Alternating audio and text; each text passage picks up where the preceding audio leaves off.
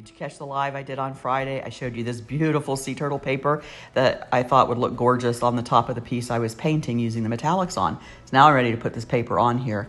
And the paper itself is too big for the whole top of the table, but I can get a good portion of it on there. And so I just need to trim it up. And the way I do that is, you know, my table has an edge all around it. So I'm just using my fingers to find where that edge is. Then I'm going to take a small artist brush that has a tapered edge and just dip it in water. And I'm going to go along the edges that I've creased on the table. I'm going to go along the edges with my brush and get them wet. And then I'm just going to gently tear the table away. I like doing that so much better than cutting it because it just gives a softer look to the paper.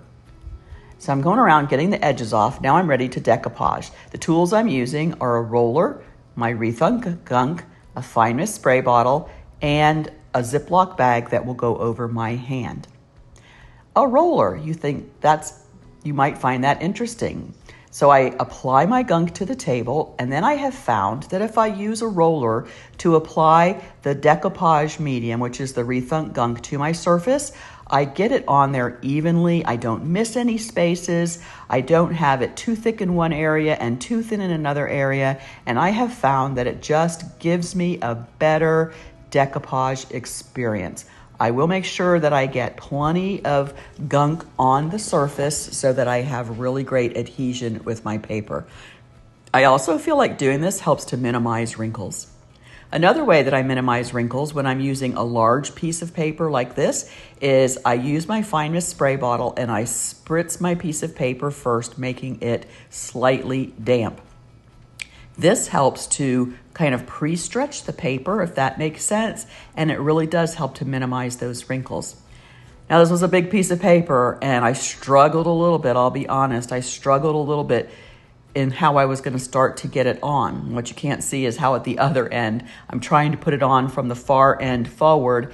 And as I laid it down, the wrinkles were just more than I wanted. So I kept picking it up and trying again and trying again. And what I finally ended up doing, was I finally gently rolled it up forward to the head.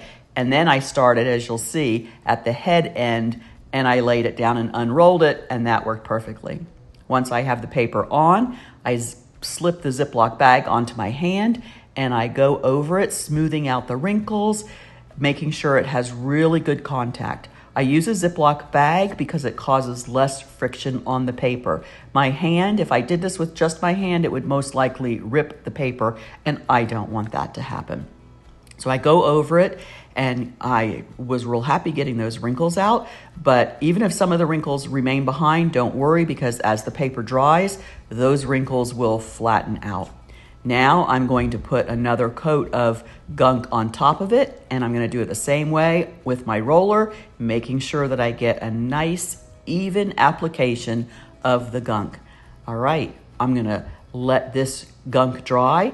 And then the final step, which I didn't video, is going to be covering it with an epoxy coating, and wait till you see the top of this gorgeous, gorgeous table. I'm so excited about it.